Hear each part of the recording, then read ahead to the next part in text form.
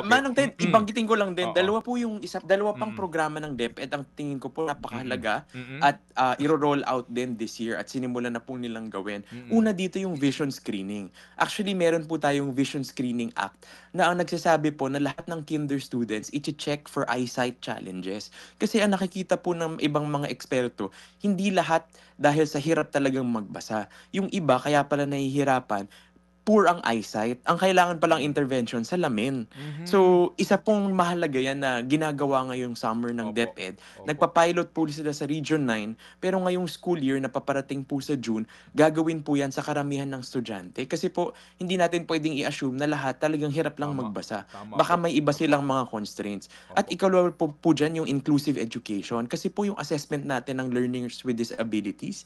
Kasi po, in previous years, medyo hindi po ganun kaigting yung pag-check po natin kung Mhm. ano po yung suportang kailangan nila sa pagkatuto. Yung iba po talagang may Mm. kailangang ibang intervention. So mahalaga pong gawin yung dalawang ito kaagapay nung recovery or Hmm. remediation Opo, program tulad opo. ng teaching at the right level.